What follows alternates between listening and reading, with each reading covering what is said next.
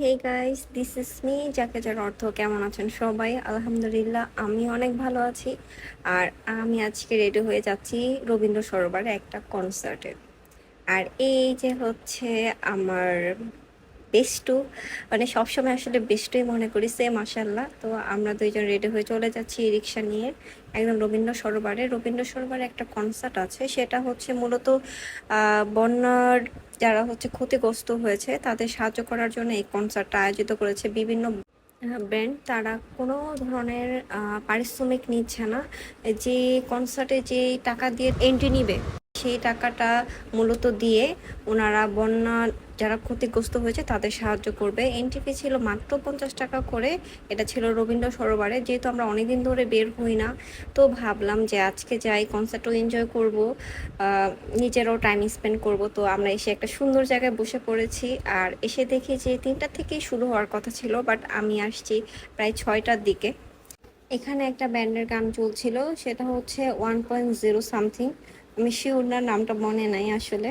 তো আমরা একটা সুন্দর জায়গায় বসেছিলাম, আর এখানে একটা ছেলে কদম বিক্রি করছিল।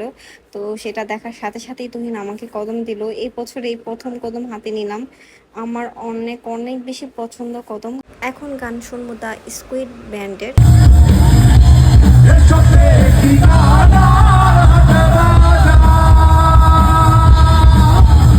স্কুইডের পর রবীন্দ্র সরোবরে যে ভাইরা প্রায় প্রায় আড্ডা দেয়, সে ভাইদের একটা ব্যান্ডের গান শুনবো।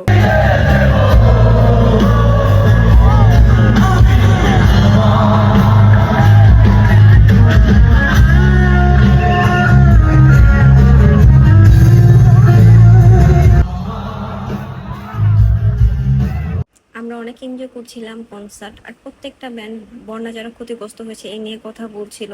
মূলত ওনাদের মেন উদ্দেশ্য ছিল বন্যা যারা ক্ষতিগ্রস্ত হয়েছে এই টাকাটা দিয়ে তাদেরকে সাহায্য করা। তারা বিনা পারিশ্রমিকে গান গাচ্ছে ক্ষতিগ্রস্ত মানুষের পাশে থাকার জন্য।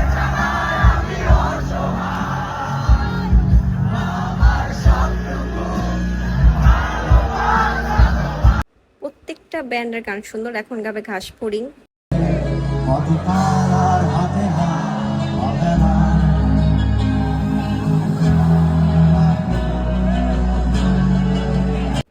ঘাসফড়িং গান গাচ্ছে, আর ঘাসফড়িং এর পর গান গাবে হচ্ছে আমার অনেক অনেক ফেভারিট আবাস ব্যান্ড। তুহিন ভাইয়ার গান শোনার জন্য আমি জাস্ট এক্সাইটেড।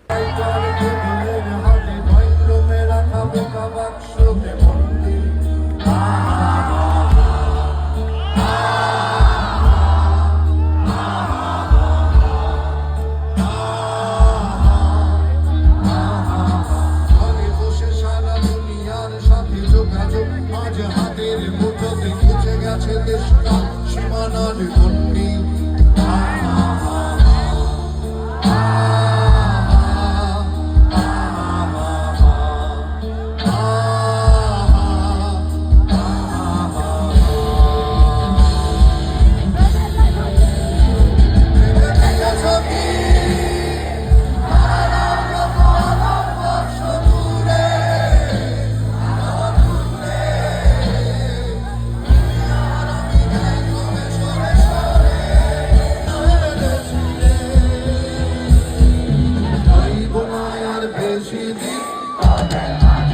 তুহিন ভাইয়ের গান জাস্ট অসাম, অস্থি, যেটা বলবো সেটাই অনেক কম হবে। তো গান শেষ করার পর আমরা এখন কনসার্ট থেকে বের হয়ে যাচ্ছি একটু চা খাওয়ার জন্য।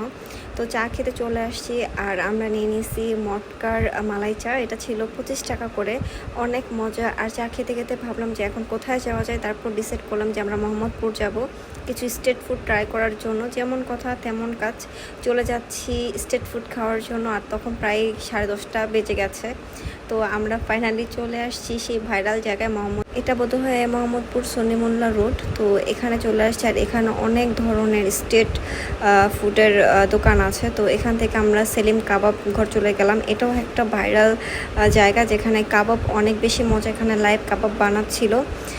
তো আর এখানে ছিল রুচি ছিল 5 টাকা করে, আর কাবাবের প্লেট ছিল হচ্ছে 130 টাকা করে।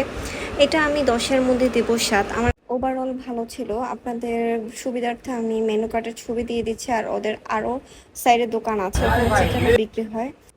তারপর চলে আসছি বিসমিল্লাতে, আর এখানে কর্নডগ ট্রাই করলাম। আর সব সময় তুহিন আগেই খেয়ে ফেলে, কারণ ও কোনো ছবি ভিডিও করে না, আর আমি খাবার নিয়ে ছবি তুলি ভিডিও করি, তাই আমার একটু টাইম লাগে। তারপর এখানে মটকা চা ট্রাই করলাম, সেটা ভিডিও ক্লিপ নিতে ভুলে গেছি একদমই। তারপর আমাদের মনে হয়েছে যে আমরা একটু মিষ্টি টাইপের ডেজার্ট আইটেম কিছু খাবো, তো আমরা লাড্ডু নিয়ে নিয়েছি পুষ্টির, এটাও খুব ভালো ছিল। তো খেতে খেতে হাঁটছিলাম আর ভাবছিলাম যে আর কি খাওয়া যায়।